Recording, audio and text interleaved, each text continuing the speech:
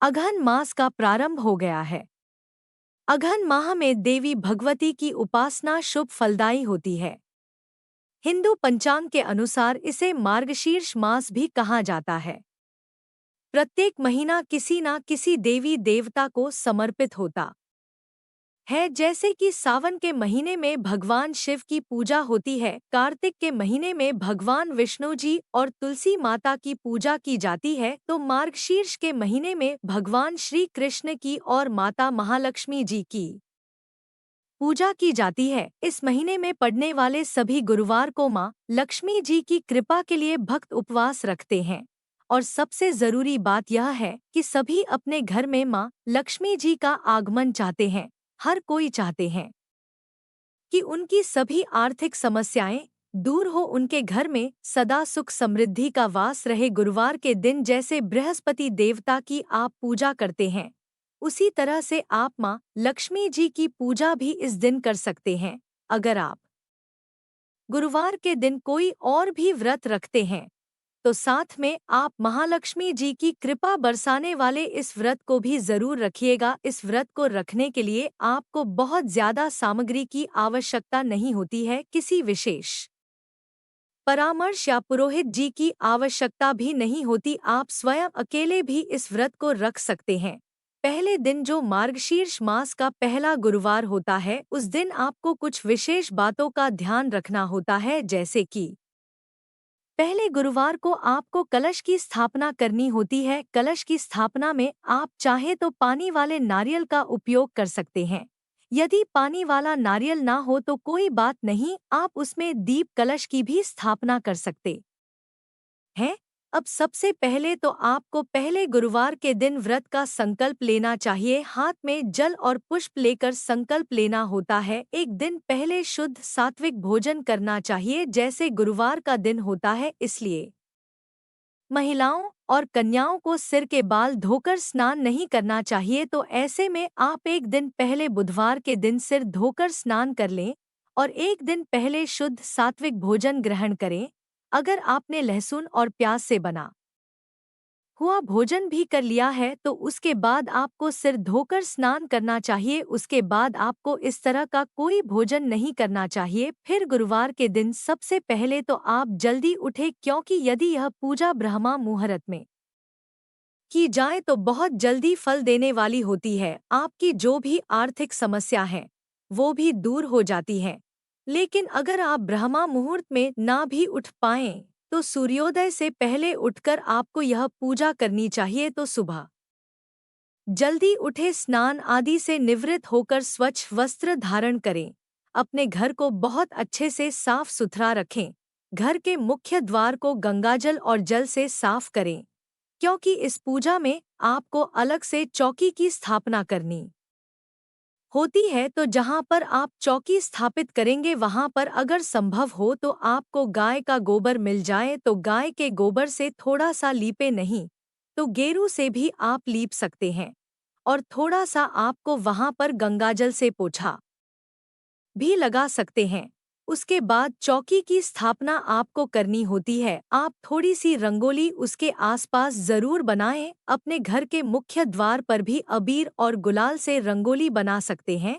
अगर आपके यहाँ भी यह परंपरा हो तो आप भी उसका पालन अवश्य करें। सुंदर सी डिजाइन बनाकर और माँ लक्ष्मी जी के चरण चिन्हों को भी आप इस दिन जरूर बनाएं। अगर आपको चरण चिन्ह नहीं बनाने हैं, तो आप स्टिकर भी लगा सकते हैं और माँ महालक्ष्मी जी के चरण चिन्हों की स्थापना करके अगर आप पूजा करते हैं, तो बहुत ही शुभ होता है। इस व्रत के लिए सबसे पहले तो आवश्यक पूजन सामग्री में आप जान लीजिए कि आपको आवश्यकता होगी एक चौकी की महालक्ष्मी जी की प्रतिमा या तस्वीर की। साथ में भगवान विष्णु जी भी महालक्ष्मी जी के साथ पूजे जाते हैं, क्योंकि जिस घर में भगवान विष्णु जी के साथ माँ लक्ष्मी जी की पूजा होती है, उस घर में माँ लक्ष्मी जी का जल्दी ही वास होता है और उनका शुभ आगमन होता है। कोई भी पूजा विघ्नहर्ता भगवान गणेश की पूजा के बिना अधूरी होती है। तो भगवान गणेश की मूर्ति या तस्वीर आपको साथ में चाहिए और चौकी पर बिछाने के लिए कोई भी लाल वस्त्र, पानी वाला नारियल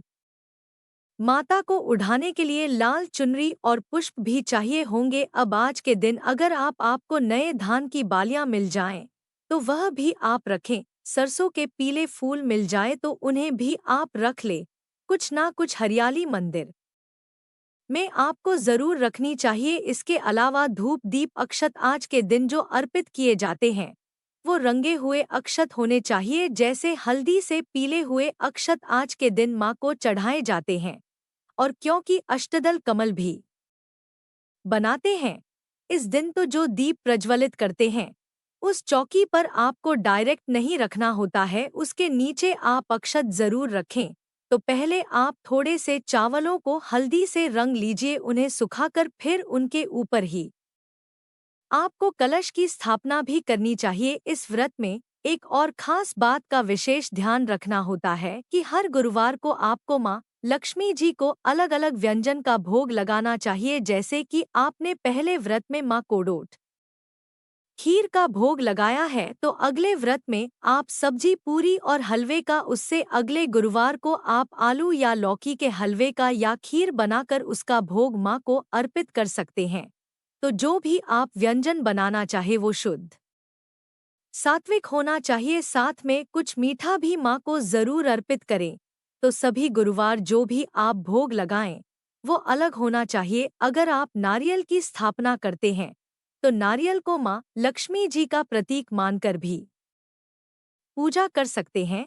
जैसे कई बार आपके पास अलग से माँ लक्ष्मी जी की प्रतिमा या तस्वीर नहीं होती है, तो अक्सर कई लोग क्या करते हैं कि पानी वाला नारियल जो होता है, उसी को लाल चुनरी उड़ाकर उसी का श्रृंगार करके, लाल चुनरी और जो भी सुहाग की सामग्री होती है उनका पूरी तरह से श्रृंगार करके उन्हीं को माँ लक्ष्मी जी का प्रतीक मानकर उनकी पूजा करते हैं।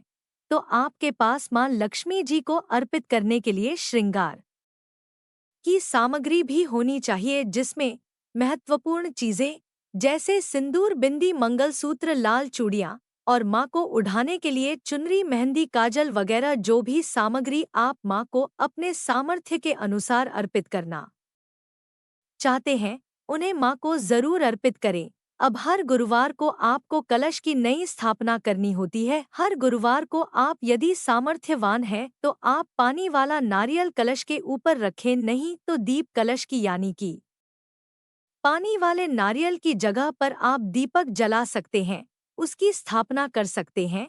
और दूसरी बात यह कि कलश का आपको जो विसर्जन है वो अगले दिन ही कर देना होता है। जैसे कि आपने पहले गुरुवार को कलश स्थापित किया था, उसमें जो भी आम के या अशोक के पल्लव रखे हो, उन्हीं पल्लवों से जो जल आपने कलश में रखा हुआ है उसको पूरे घर में आप छिड़क दें। अपने घर के मंदिर में, घर के मुख्य द्वार पर भी उसको छिड़क दिया जाता है। बाकी बचे हुए जल का विसर्जन अगले दिन सुबह सुबह स्नान करने के बाद अपने घर के किसी गमले या क्यारी में या किसी पौधे में आप उसे अर्पित कर सकते हैं। उस जल को विसर्जित कर दिया जाता है और फिर अगले गुरुवार को फिर से आपको एक नए कलश की स्थापना करनी होती है। लेकिन जो चौकी आपने स्थापित की हुई है, उस चौकी को आप ऐसे ही रहने दें। उसमें जो भी आपने भगवान की या देवी माँ की तस्वीर या प्रतिमा स्थापित की हुई है, उसका आपको रोज सुबह शाम नियम से पूजन करना है। और अंतिम गुरुवार को व्रत रखा जाता है। जैसे कि इस बार मार्गशीर्ष के महीने में 4 गुरुवार हैं। जो अंतिम गुरुवार होगा उस दिन आपको उपवास रखना होगा और उपवास रखने के बाद शाम को व्रत का उद्यापन करना होगा। इस व्रत को कोई भी स्त्री, पुरुष अथवा कुंवारी कन्याएं भी कर सकती हैं। इस व्रत को रखने के लिए सुबह आप स्वच्छ वस्त्र धारण कर ले, लाल वस्त्र धारण करके कन्याओं को या महिलाओं को डोट पूजा करनी चाहिए। काले वस्त्रों का प्रयोग बिल्कुल नहीं करना चाहिए। पूर्व दिशा की ओर मुख करके आपको भगवान श्री गणेश का ध्यान करना चाहिए, उनका आह्वान करना चाहिए। और आपको इस बात का भी ध्यान रखना है कि जब आप माँ लक्ष्मी जी का आह्वान करते हैं, तो आपका मुख उत्तर दिशा की तरफ होना चाहिए। ऐसा इसलिए करना चाहिए क्योंकि उत्तर दिशा को माँ लक्ष्मी जी का वास माना जाता है। तो जब भी आप माँ लक्ष्मी जी का आह्वान करें, तो घर की उत्तर दिशा की तरफ मुख करके आपको आह्वान जरूर करना चाहिए और माँ लक्ष्मी जी से आपकी जो भी कामना है उसे पूर्ण करने का आपको निवेदन अवश्य करना चाहिए। इसके बाद चौकी पर सबसे पहले विघ्नहर्ता भगवान गणेश जी की स्थापना करें। फिर यदि आपके पास तस्वीर है माँ लक्ष्मी जी की और भगवान विष्णु जी की तो उनकी स्थापना करें। चरण चिन्ह है तो पहले पीले अक्षत मैंने आपको जो बताए थे उन्हें आप चौकी पर रखें। उनका अष्ट दल कमल बना सकते हैं।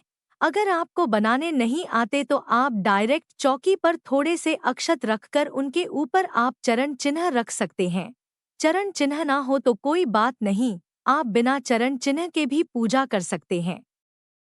तस्वीर की स्थापना के बाद अब आपको कलश की स्थापना करनी होगी। कलश स्थापना के लिए जैसे आप हर बार कलश स्थापना करते हैं, एक मिट्टी का मटका या घड़ा ले या फिर कोई भी धातु का कलश आप ले सकते हैं। उसमें आपको शुद्ध जल और गंगाजल भरकर रखना होगा। कलश के ऊपर मुख पर मौली या कलावा बांधना होगा। कलश पर स्वास्तिक का चिन्ह बनाना होता है और फिर कलश के अंदर आपको एक सुपारी, दूर्वा, सिक्का, हल्दी की गांठ और पुष्प अक्षत डालने होते हैं। इसके बाद उस कलश के ऊपर आपको आम या अशोक के 5 या 7 पल्लव रखने होते हैं। फिर उसके ऊपर आपको पूर्ण पात्र रखना होता है। पूर्ण पात्र मिट्टी का एक ढक्कन होता है जो कि आपको अगर मिट्टी का ना मिले या फिर धातु की किसी भी प्लेट का प्रयोग कर सकते हैं जो कलश के ऊपर रख सके उसे रखनी होती है। उसके ऊपर आप पीले रंगे हुए अक्षत रखें। फिर पानी वाले नारियल की स्थापना करें। नारियल को भी लाल चुनरी उड़ाए। यदि माँ लक्ष्मी जी की तस्वीर या प्रतिमा अलग से नहीं हो तो आप उसी नारियल को महालक्ष्मी जी का प्रतीक मानकर आप सिंदूर और चुनरी जो भी सुहाग की सामग्री है वो अर्पित करें और फिर धूप और दीपक जलाकर विधि विधान से माँ लक्ष्मी जी की पूजा करें। सबसे पहले ओम श्री गणेशाय नमः कहकर पूजा आरंभ करें। फिर ओम श्री महालक्ष्मी नमो नमः इस मंत्र का जाप करते हुए महालक्ष्मी जी की पूजा करें। गणेश भगवान को सिंदूर का तिलक लगाएं। महालक्ष्मी जी को मौली, रोली पुष्प, लाल पुष्प या गुड़हल का या गुलाब का पुष्प हो, अगर लका पुष्प हो तो वह भी आप अर्पित करें। भगवान विष्णु जी को चंदन का तिलक लगाएं। सुबह के समय पूजा करते समय आप केवल मिठाइयों का या फलों का भोग भी माँ को लगा सकते हैं। लेकिन अगर आप शाम की पूजा में भोग लगाना चाहते हैं तो आप व्यंजनों का ही भोग लगाएं जो कि मैंने आपको वीडियो के स्टार्ट में बताएं और उसी को प्रसाद रूप में आपको ग्रहण करना होता है। कौड़िया और गोमती चक्र ये माँ लक्ष्मी जी को बहुत प्रिय होती है। इनसे माँ लक्ष्मी जी आकर्षित होती है। तो अगर आपके पास कौड़िया या गोमती चक्र है तो आप इनकी पूजा भी इस दिन जरूर करें। कौड़ियों को और गोमती चक्र को सबसे पहले गंगाजल से साफ कर लें। उसके बाद उन सभी को अक्षत, रोली, कुमकुम अर्पित करें और माँ लक्ष्मी जी के चरणों में अर्पित करें। आपके पास चाहे एक, 5, 7 या जितनी भी कौड़ी हो आप उनकी पूजा इस दिन कर सकते हैं। माँ लक्ष्मी जी की प्रसन्नता के लिए इस दिन आपको विशेष मंत्रों का जाप करना होगा। यह मंत्र है ओम श्रीम ह्रीम क्लीम श्री सिद्ध लक्ष्मी नमः, ओम धनाय नमः, ओम श्री लक्ष्मी नारायणाय नमः, ओ ह्रीम ह्रीम श्री लक्ष्मी वासुदेवाय नमः। इन सभी 4 मंत्रों का जाप महालक्ष्मी जी की पूजा करते समय आपको करना चाहिए और किसी भी एक मंत्र का जाप आप 108 बार भी कर सकते हैं।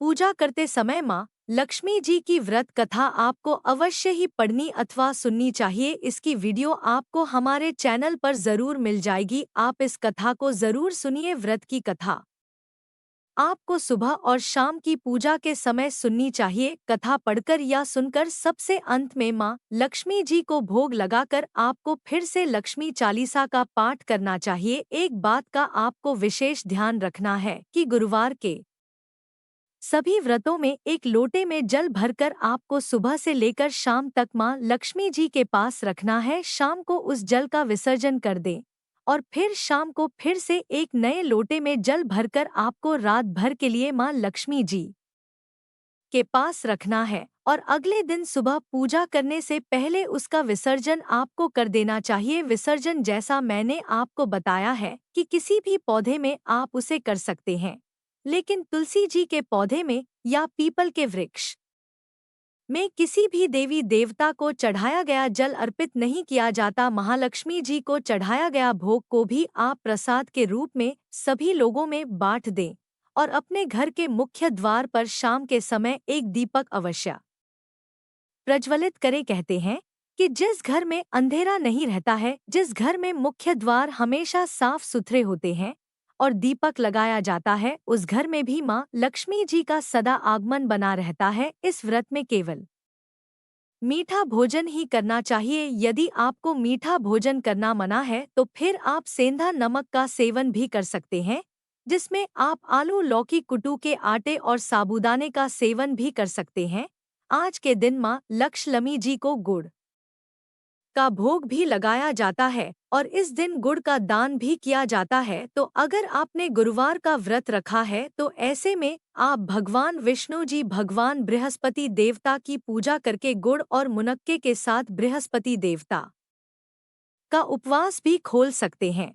इस तरह से आप दोनों व्रत एक साथ रख सकते हैं और मार्गशीर्ष के महीने के अंतिम गुरुवार को आप व्रत का उद्यापन करेंगे। इसके लिए इस दिन आपको व्रत रखना होता है। शाम के समय आप अपने घर में 7 सुहागिन महिलाओं को या 7 कुंवारी कन्याओं को आमंत्रित करें और कुछ मीठा भोग तैयार करें, जिसे आप पहले मां लक्ष्मी जी को अर्पित करेंगे। फिर उन सभी महिलाओं और कन्याओं को परोसे और ध्यान रखें कि इस दिन केवल मीठा भोजन या मीठा व्यंजन ही महिलाओं को या कन्याओं को देना चाहिए। साथ में माँ लक्ष्मी जी के व्रत की कथा की एक पुस्तक जो आती है उन सभी को देनी चाहिए। यदि सुहागिन महिलाओं को आपने आमंत्रित किया है तो उन्हें श्रृंगार की कोई सामग्री जैसे चूड़ी, बिंदी, मेहंदी आप उन्हें उपहार में दे सकते हैं और फिर उन सभी से आशीर्वाद लेकर आपको उन्हें विदा करना चाहिए और अगले दिन आपको चौकी का विसर्जन करना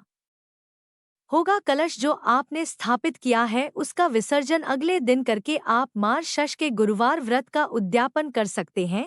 उद्यापन के दिन यदि आप मंदिर में दान करते हैं तो बहुत अच्छा है, नहीं तो आप किसी भी निर्धन व्यक्ति को या निर्धन सुहागिन महिलाओं को भी दान में दी जाने वाली सामग्री जैसे कि वस्त्र, धन, अन्न और खीर वगैरह का भी आप दान कर सकते हैं, क्योंकि दान के बिना कोई भी व्रत पूर्ण नहीं माना जाता है। इसलिए आप अपने सामर्थ्य के अनुसार इस दिन दान दक्षिणा अवश्य दें। इसी के साथ हमारे चैनल पर गुरुवार के दिन माँ लक्ष्मी जी की व्रत कथा के साथ साथ गुरुवार व्रत कथा और मार्गशीर्ष मास के महात्म की कथाएं भी आप हमारे चैनल पर हर दिन नियम से सुन सकते हैं। आज की वीडियो और यह जानकारी पसंद आई हो तो चैनल को सब्सक्राइब करके बेल आइकन प्रेस करना मत भूलिए और वीडियो पसंद आए तो उसे लाइक जरूर कीजिएगा। धन्यवाद।